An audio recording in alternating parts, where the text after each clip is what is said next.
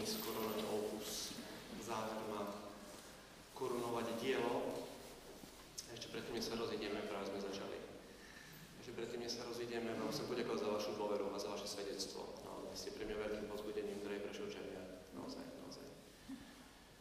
Takže nech vám to Pán Boh vynahradí. Ale vezme, že čas strávený s Bohom nie je nikdy strávený čas. My tu neprichádzame o pol hodiny alebo o hodinu. Keď v nedeľu do kostola, ja som neprišiel o hodinu, ja som získal týždeň. Keď sa ráno pomodlím 15 minút, ja som neprišiel o štvrť hodinky, ja som získal deň Božieho požehnania. Takže takto. Keď som si tak pozrel, ten mikrofón nebol zapnutý, tak mi prišiel nový jeden príbeh. A to mi hovoril jeden bohoslovec, už je diakon teraz, je z južného Zemplína. Tak povedal, že miestny pán farár prišiel raz do kostola a mali niečo s mikrofónom. Ten mikrofón bol pokazený a začínal svetovú omšu, tak prišiel kam von, prišiel ku sedesu a začal v mene Otca i Syna i Ducha Svätého. A si zistil, že nefunguje mikrofón, že ho nepočujú. Tak klopol do neho a hovorí, že dačo je s tým mikrofónom, len to nebolo počuť, hej. V mene Otca i Syna i Ducha Svätého. Ľudia mi odpovedali, i s duchom tvojím.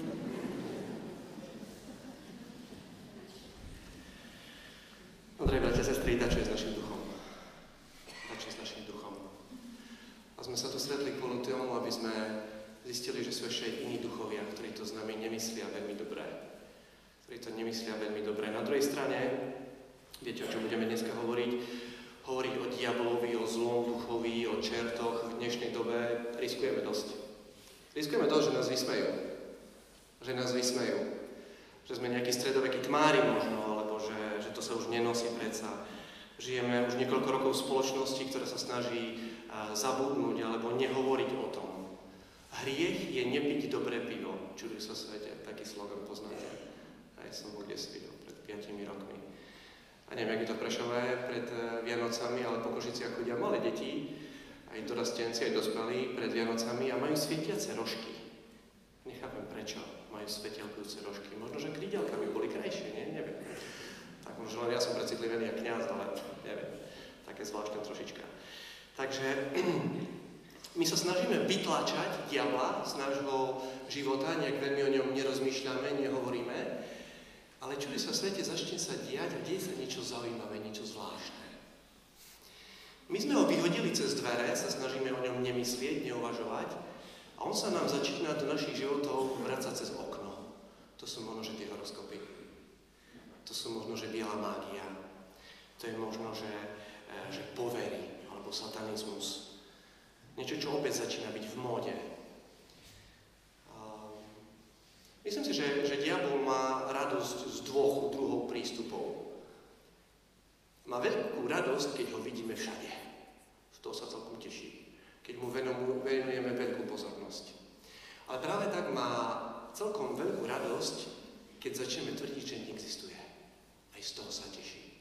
A dokonca francúzsky spisovateľ Charles Baudelaire sa vyjadril, že najväčšia lestivosť diabla je v tom, že nás donúti veriť, že neexistuje.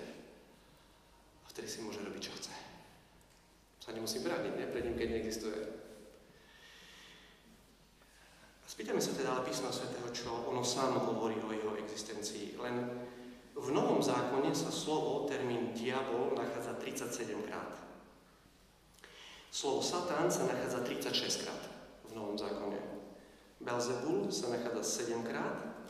A ešte okrem toho je tam spomenutý nepriateľ, zlý a princ tohto sveta.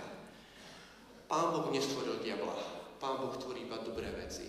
Pán Boh nestvoril diabla. Je to duch, je to padlý anjel, ktorému Pán Boh nezobral schopnosti. Božia ruka sa neskracuje. Pán Boh necháva každému z nás slobodu. On nám neberie tie dary, ktoré nám dal. A dary schopnosti ducha, ktoré on mal ako anjel, dobrý anjel, tie mu zostali. Ale on na počiatku deň prichádza a hovorí non serviam, nebudem ti slúžiť. A potom prichádza a samozrejme, že začína krížiť cestu Bohu. A tak samotné slovo diabol z gréckeho slovička označuje toho, kto rozdeľuje. Slovo diabolos. Dia je 2. Diabolos, presne. To je ten, kto oddeľuje človeka od Boha. Ktorý ho zvádza, aby ho nepočúval. Aby ho nepustil do svojho života. A výsledok je jaký? No hneď na začiatku našich ľudských deň to vidíme, že oddelil Adama od Evy. A sme doma, nie? Presne. Tým, že sa vzdialia od Boha, naraz nastáva aj problém medzi nimi. Adam bol šťastný v sobotu ráno, keď zbadal Evu prvýkrát v živote. Prvýkrát sa hovorí o radosti v Biblii, keď sa stretli muž a žena.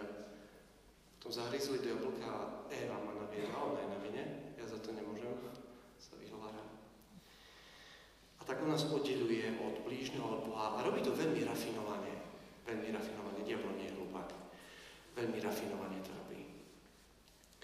Ja som sa dostal k jednému takému textu, vám ho teraz prečítam, že vraj bolo celosvetové zhromaždenie zlých duchov. A predstúpil diabol s týmto prejavom. Sedeli tam všetci delegáti a on povedal: nemôžeme kresťanom zabrániť, aby chodili do kostola. Ani im nebudeme brániť. Nemôžeme im zabrániť, aby čítali Bibliu. A asi si nezvesia ani kríže zo stien, aj reťazky s medailónkami a krížikmi asi neprestanú nosiť. Nechajme ich teda. Nech si chodia do kostola. Ale pripravme ich o čas, aby nemali možnosť budovať si svoj vzťah k Ježišovi Kristovi. Práve toto od vás chcem, povedal diabol. Zabráňte im v tom, aby boli v kontakte so svojím spasiteľom. A ako to máme urobiť, pýtali sa démoni. Snažte sa, aby boli stále zaneprázdnení nedôležitými vecami.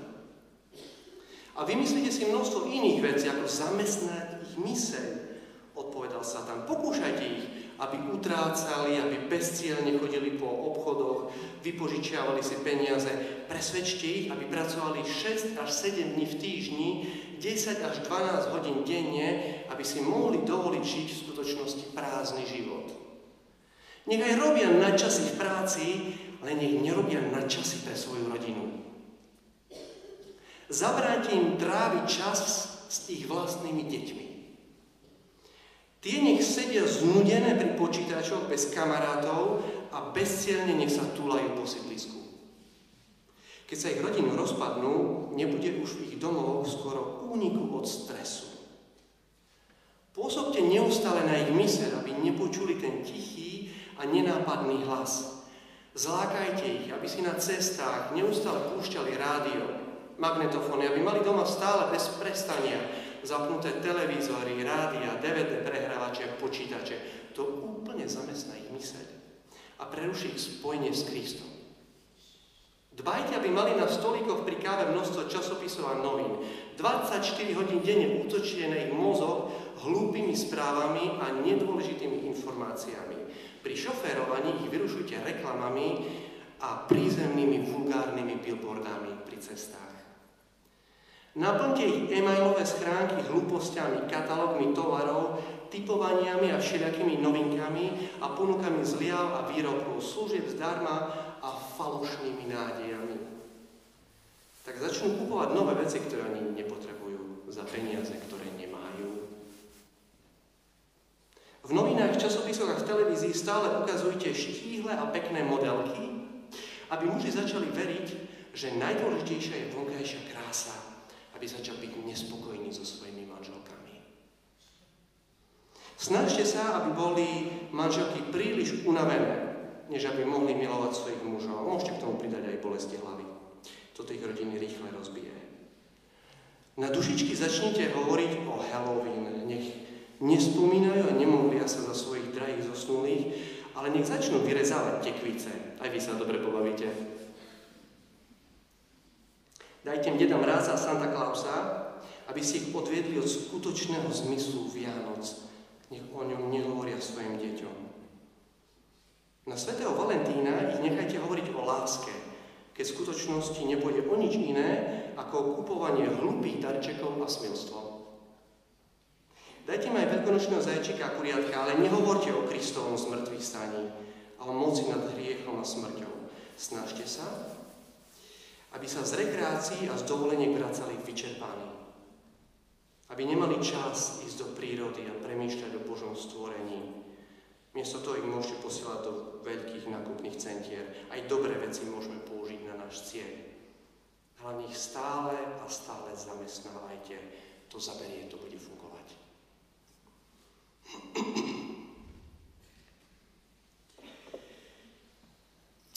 Drahí bratia a sestry, naše úspechy, naše pády, naše vojny, naše výšky sú výsledkom toho, čo nazývame sloboda. My sme dostali slobodu. Sme slobodní a Pán Boh to rešpektuje. To rešpektuje. Pretože sloboda je jediná vec, vďaka ktorej my môžeme aj milovať. Myslíte, že Pán Boh nás môže donútiť, aby sme robili dobro. Otázka znie je, či to už potom bude dobro. Môžem vyrobiť robot, ktorý mi dá každý deň 100 boštekov. Môžem? Môžem. No ja chcem jeden boštek lásky. Nie 100 boskov zo stroja. Na púšti mal Pán Ježiš tú istú možnosť voľby, ako mali v ráji Adam a Eva. Adam a Eva. Práve aj toto pôstne obdobie sme začali tým, že sme hovorili o Kristovi, ktorý bol pokúšaný na púšti. Keď si diabol trúfol na Krista, bez problémov si trúfne na nás, my sme ľahší terč. Bez problémov si trúfne na nás. Bol pred pozíciou v tej istej situácii, v akej boli Adam a Eva na začiatku našich ľudských dejín. Plniť vôľu jeho Otca, ktorý je v nebi, alebo svoju vlastnú vôľu. Sám Pán Ježiš v jednom mieste v písme svetom je to napísané: mojím pokrmom je plniť vôľu môjho Otca. To znamená, že keď sa tým nesítim, budem zomierať. Keď to je pokrm, keď sa nesítim tým, tak budem zomierať. A tak Kristus hovorí diabolovi: a páge Satanás, odíď, diabol. A tým nám dá zároveň recept, čo my máme urobiť. Ale nielen vzor toho, čo máme urobiť, on nám dáva aj silu, aby sme to mohli urobiť. Cez modlitby, cez sviatosti, cez čítanie písma svätého. Adam s Evou sa rozhodli pre svoju vôľu. Budete ako Boh. Tak to zašepkal diabol. A oni si zobrali to jablko a naraz zistili, že nie sú. Naraz zistili, že sú nahí. Tak to, čo my tak veľkoryso potom voláme, že ľudské dejiny a také veľké hrubé knižky dokážeme o tom písať, v skutočnosti, drahí priatelia, to nie je nič iné, iba hranie sa na Boha. Bez Boha. Ľudské dejiny. Od toho pôvodného pádu človek má dve možnosti. Že sa bude na tejto zemi hrať na Boha, bez Boha, alebo ako hovorí svätý Pavol, stane sa Bohom s Bohom. Ľudia bohovia ste, je napísané aj v písme svetom. My sami by sme mohli povedať, že pre Pána Ježiša to bolo ľahké. Áno i nie. Pán Ježiš bol skutočný človek. A keď sme začínali pôst, tá prvá pôstna nedeľa, ktorá hovorí o pokúšaní Krista, tam je napísané, že a diabol od neho načas odišiel. Tým neskončili jeho pokušenia. Sa vrátil naspäť. Ale on sa rozhodol, že bude plniť vôľu svojho Otca. A zároveň túto silu chce dať nám. Keď chceme zanechať fajčenie alebo alkohol, určite sa nebudem pýtať toho, kto fajčí, ako mám prestať fajčiť. Určite sa nebudem pýtať toho, kto má vypité, že jak mám prestať s alkoholom. Môj známy hovorí, že síce prestať fajčiť je veľmi jednoduchá vec. Že vraj to najjednoduchšia vec na svete. Už sa mu to podarilo 10 krát. Prestať fajčiť. Budem sa pýtať toho, kto to raz urobil a navždy. Budem sa pýtať toho, kto zvíťazil vo svojom boji s poldecákom. Tých sa budem pýtať. A tak skutočným dôkazom môžeme aj podľa toho vidieť, skutočným dôkazom existencie diabla nie sú hriešnici, paradoxne. Sú svedci. Svedci sú skutočným dôkazom existencie diabla. Oni sami pocítia v svojom živote, že diabol existuje. Pretože silu nepriateľského vojska pocíti ten, kto začne proti nemu bojovať, nie? Nie ten, kto zuteká. Nie ten, kto sa vzdá.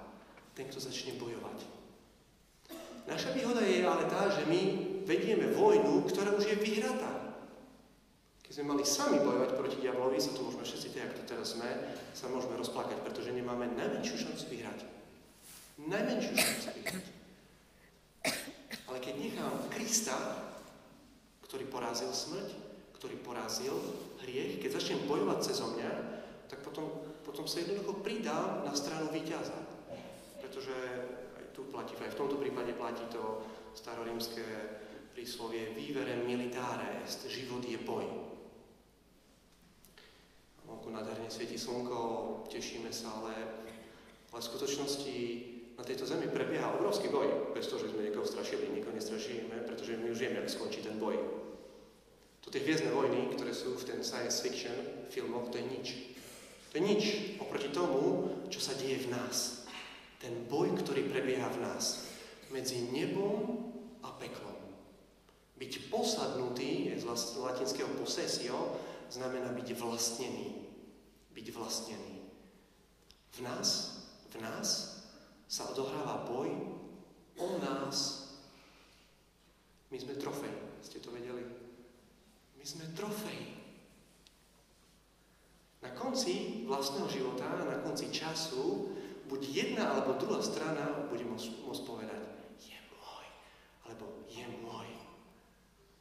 Lebo my nepatríme sebe, my patríme jednej alebo druhej strane. Na druhej strane my už vieme, ako skončí ten boj. Toto je pre nás obrovská výhoda. Že my už vieme, ako ten boj skončí a teraz sa môžeme pridať k víťazovi. Pán Ježiš, tí svedci boli pokúšaní a my tiež budeme pokúšaní a samotný pôst, ako sme si určite už mohli všimnúť, nie je o tom, že nebudeme pokúšaní, ale že teraz s tým niečo chceme urobiť. A náš príbeh, teraz o sebe hovorím v prvom rade, náš príbeh nie je o tom, aby sme nepadli ako Kristus. To si teraz pekne zadefinoval duchovný život, že v skutočnosti duchovný život je taká reťaz začiatkov. Tam dobre predstavzáte, koľko potiahnem 2 týždne, to sú tí lepšie, podľa mňa. To sú tí lepšie, čo potiahnem 2 týždne. Obyčajne padneme oveľa skôr aj v dôležitých veciach. Komunikácia, vo vzťahu k sebe samému, vo vzťahu k vlastným deťom, k súrodencom, na pracovisku. Čiže náš príbeh ani nestojí v tom, že nepadnem, ale je postavený na tom, že sa mám postaviť. To si raz povedal, sa mi veľmi páči tento výrok hovorí, že keď prestanete padať, môžete si byť istí, že ste v nebi. Keď prestanete vstávať, si môžete byť istí, že ste v pekle. Anglický spisovateľ, môj obľúbený Cliff Staple Lewis hovorí, že dvere pekla sú zamknuté zvnútra. Pán Boh nikoho neposiela do pekla. To je slobodné rozhodnutie. Nebudem ti slúžiť. Tak vidíme, že pokušenie samo o sebe ešte nemusí byť zlá vec. To ešte nemusí byť zlá vec, lebo pokušenie určite nie je hriech. Nie je hriech. Ale vďaka pokušeniu ja sa môžem zlepšiť. Svätý Augustín, to bolo jedno z čítaní v breviári na začiatku pôstu hovorí, chceš vyhrať, chceš korunu, no ale bez boja to nepôjde. A ako chceš bojovať bez toho, aby si sa stretol s nepriateľom?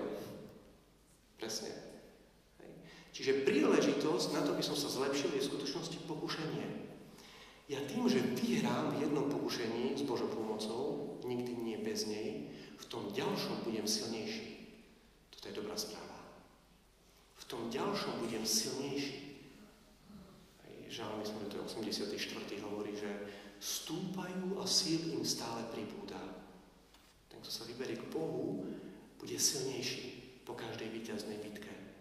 Pretože bude mať lepší výhľad na svet, bude viacej nadšený tým, čo vidí okolo seba, bude viacej priťahovaný Bohom. A tak čnosť, taká definícia čnosti, je schopnosť robiť dobré rozhodnutia v zlých pokušeniach. Kto si to aj tak nazval, ako začať tancovať Adamov tanec naspäť. Hovoriť áno Bohu a nie sebe. Aj tak. Výsledkom toho je radosť. Takže tu máme dosť roboty, lebo ste dali veľa otázok. Asi 13-14 otázok tu je. Takže aj tomu budeme venovať pozornosť. Ale chceme ukončiť, lebo sme sa tu neprišli spať. To sme sa neprišli strašiť. Také kostoly treba zbúrať, z ktorých ľudia sa vracajú domov vystrašení. Také kostoly nechceme. Takže, čo nám hovorí kresťanská viera o zlom duchovi? Nuž, najdôležitejšia skutočnosť nie je to, že on existuje. To nie je to, čo je najdôležitejšie. Najdôležitejšie je, že prehral. To je to najdôležitejšie, že to je chudák, ktorý prehral. Že prehral. O svojom liste Židom, Hebrejom, svätý Pavol v 2. kapitole píše: Kristus prišiel na zem, aby svojou smrťou zničil toho, ktorý vládol smrťou, čiže diabla, a vyslobodil tých, ktorých celý život zotročoval strach pred smrťou. A celkom určite diabol nie je taký zlý, aký je Pán Boh dobrý. Keď sú tu matematici, každý má ZD-čku za sebou, keď si to dáme do absolútnej hodnoty, tak tu nie je čo porovnávať. Nie je taký zlý, aký je Pán Boh dobrý. Ak by sme mali zlobu diabla porovnávať s dobrotou Boha, tak nemáme čo porovnávať. Pán Boh je nekonečne krát lepší, dobrý, ako je diabol zlý a zároveň aj silný. Jeden pekný obraz, s ktorým sa môžeme vrátiť aj do našich domov, je, že cirkevní otcovia hovoria, že odkedy Kristus stal z mŕtvych od toho nedeľného rána, že diabol je v pozícii psa, ktorý je priviazaný na reťazi. Môže na vás celiť zuby, môže na vás štekať, môže sa k vám rozbehnúť, ale keď sa vy k nemu nevyberiete, tak nemá nad vami moc. Všetci vieme to, keď majú niekde psa a keď je v budi, tak fajnovo to má vydúpané, nie? Presne vieme, že pokazí ma lancúk, nie? No iba hlupák ide na vydúpané. Potom samozrejme, že vyhraje. Existujú pokušenia, môžete predstaviť, nemám veľké problémy si predstaviť v mojom vlastnom prípade, zo pár pokušení, ktorých len Pán Boh vie, jak by som sa zachoval. Ktoré by som určite nezvládol. Ja to viem veľmi dobre, ale ja to viem. Ja to viem, že existuje vydúplaná pôda, že je lepšie neísť a vyhnúť sa oblúkom. Hej? A tak za nás sa zlého ducha zriekli už naši rodičia. Sme boli príliš mali na to, že by sme si to pamätali. Keď pri našom krste sme mali 2, 3, 4 týždne. Som mal 2 týždne presne, keď ma krstili presne. Som sa narodil v sobotu pracovnú. To ešte boli pracovné soboty. A potom som bol 2 týždne neskôr krstený. Tam sú moji rodičia, a tak ako rodičia každého z vás za nás zriekli. Odpovedali na otázku kňaza: zriekate sa zlého ducha? A oni odpovedali: zriekam. Aj všetkých jeho skutkov oni odpovedali: zriekam. No teraz je na nás. Už sme vyrastli. Už sme veľkí chlapci a veľké dievčatá. Už sme vyrastli. Teraz je na nás, aby my sme žili toto zrieknutie sa. Aby sme sa dostali bližšie k Bohu. A som presvedčený, že to, čo najlepšie zaženie diabla na útek, viete, ako to nie sú nejaké magické formulky. Exorcizmus existuje, v tomto sa necítim byť naozaj kompetentný. Hej? Ale ten najlepší exorcizmus, aký je, to nie sú nejaké magické slova. Viete, čo najrýchlejšie zaženie diabla na útek? To sú naše skutky. To sú naše skutky. Naše skutky tým, že ja konám dobro, sa jednoducho približujem k Bohu. Automaticky sa vzdialujem od zlého ducha. To je ten najlepší exorcizmus, aký ja môžem urobiť. Tak ja viem, a Pán Boh veľmi dobre vie, že my sme schopní byť aj leniví, aj arogantní, aj agresívni, aj byť pokúšaní sa podviesť navzájom, ale Pán Boh nám nikdy, drahí bratia a sestry, nikdy neprestane pripomínať, že sme schopní aj kúpiť kyticu pani manželke. Že sme schopní kolegu v práci pozvať na šálku kávy. Že sme schopní s deťmi postaviť snehuliaka. A ešte to možno stihneme za 2-3 dní, keď sme ešte nestihli. Že to dokážeme. Že keď je v nás prameň zla, tak práve tak je v nás aj prameň dobra. Ľudia sa nedajú deliť na dobrých a zlých, to čo je za hlúpe delenie. Pretože tá deliaca čiara ide tu presne takto, ide deliaca čiara. V prípade každého z nás ide deliaca čiara medzi dobrom a zlom. Medzi dobrom a zlom. A tak sme pozývaní pre naše vlastné dobro. Pre naše vlastné dobro sa priblížiť ku Kristovi a tým, že mu budeme slúžiť, že budeme pracovať v Pánovej vinici, že budeme stávať dom na skale, viac ako námahu, budeme cítiť radosť.